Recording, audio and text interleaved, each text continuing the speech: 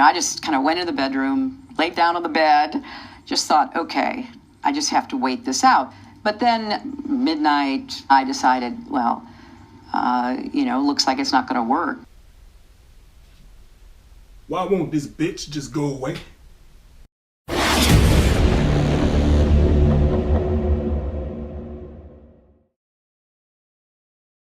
Hello everyone, welcome to Contrarian Row. I am the Contrarian 357. I'm glad to be coming to you all in this format because, well, those voiceover videos were getting kind of old. Now, approximately 10 months ago, we had a presidential election, and the clear loser, the evil witch, refuses to politically go away. Now, any normal person under these circumstances would step out of the spotlight, lick her wounds, and then the hate that even some Democrats have for her will just dissipate. But Hillary Clinton is not exactly normal. She's like Robert De Niro. He keeps coming out with these shitty movies because he needs the money. Now, it's safe to assume that Middle Eastern oligarchs are not paying her off, and there's no natural disaster in some third world country where her and her rapist husband can exploit and take 96% of the proceeds of a charity that was created under the pretense of helping said country, like Haiti. She needs the money. Now, what's funny is she wants $30 for this book. $30. But some retailers like Walmart and Amazon have slashed the price of this book up to 40%. Ha! Now, in promoting this damn book, it would be in her best interest to go into a platform that would be carefully crafted to paint her in the best light possible and to feed her a bunch of softball questions. Yes, CBS Sunday Morning. Now, the corporate leftist media is always open to paint Lucifer as Mother Teresa. She looks back on her campaign in a new book out this week, What Happened? Published by Simon & Schuster, a CBS company. Okay, now, hold on. What? She looks back on her campaign in a new book out this week, What Happened? Published by Simon & Schuster, a CBS company. Wow. Can you say biased? They're not trying to hide it anymore. I suppose this is a good thing, because they're not trying to insult our intelligence now to get us to believe that they're objective in reporting the news. It's still fucked up.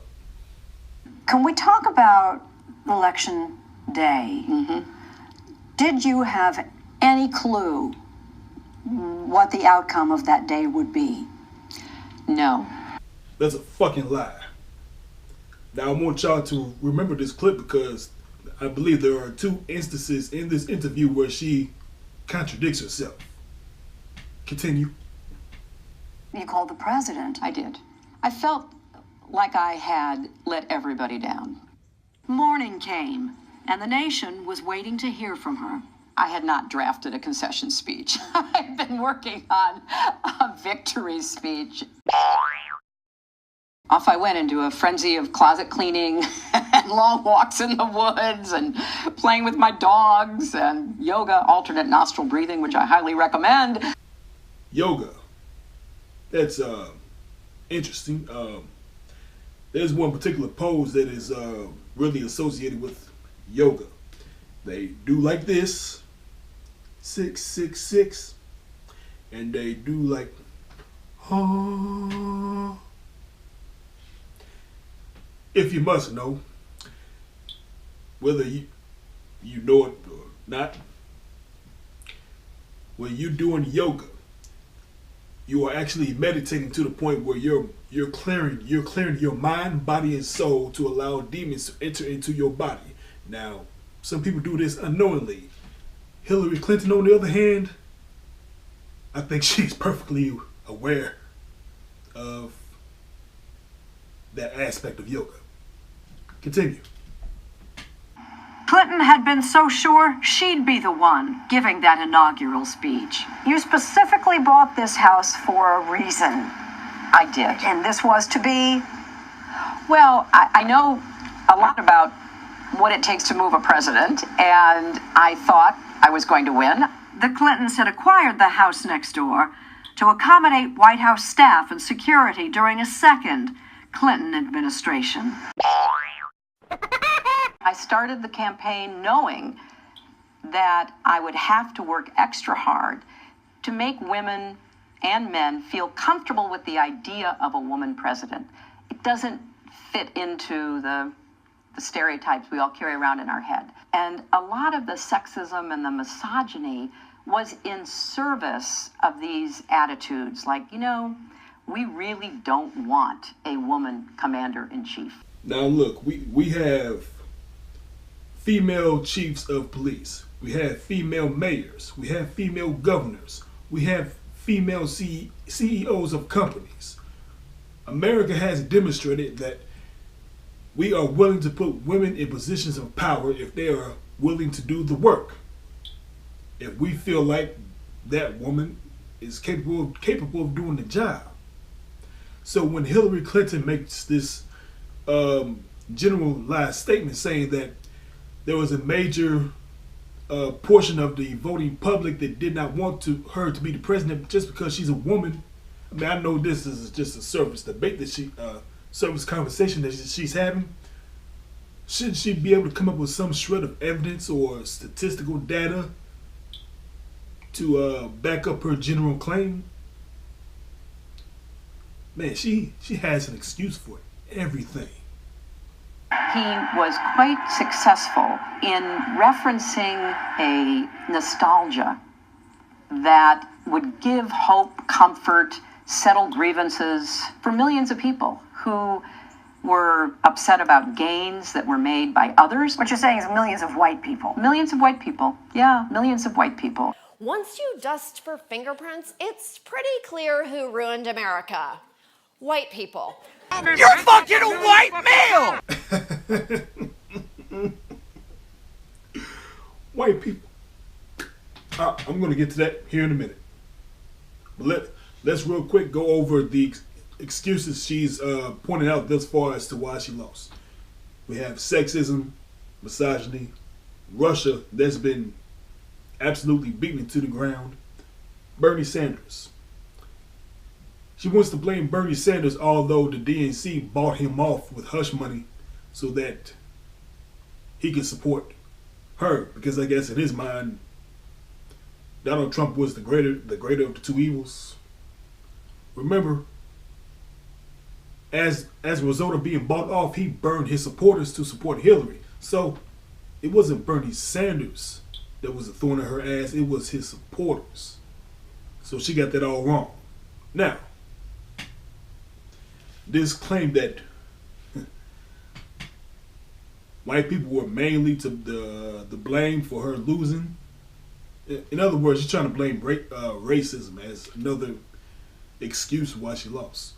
No, although in these elections, whites are always going to be the overwhelming voting bloc. But you have to understand, the white vote in 2016 was down from what it was in 2012. Matter of fact, I explained this in a previous video. It was called, I believe it was called, Why Hillary, Obama, and the Democrats Lost the 2016 election. So I'm just gonna let that clip roll. Roll it.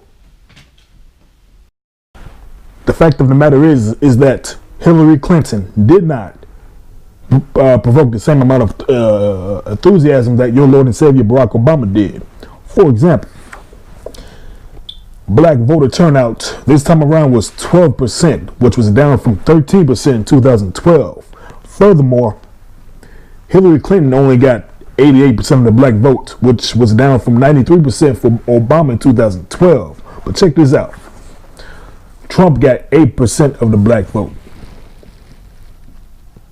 Yeah, 8%, which was up from 6% for Romney in 2012. Now, the black vote represented in a 7% bump for Trump. That kind of thing can happen when you call black men super predators. Ain't that right, Hillary? What about the Hispanic vote? Hispanic turnout was up from 2012. Good news for Hillary, right? Nope. The Hispanic vote represented an 8% bump for Trump. The Asian vote represented an 11% bump for Trump. The Democratic Party is supposed to be the party of the common man, right? Nope. Donald Trump got an 11% bump from voters who made under $50,000 a year. Bump for Trump, bump for Trump. The witch is in a slump, now she's in the dumps. And all this pandering that she did to women, she only got a 1% bump from 2012. She did all that pandering to women and she fell flat on her face. Now this is a perfect segue to go to reason number 2 why she lost. The divisiveness of identity politics. Let me ask you something before I continue though. Name some of Hillary Clinton's accomplishments. Go on. I'll wait. Yeah, she didn't accomplish nothing. And for that reason, she had to ride this wave of feminazism.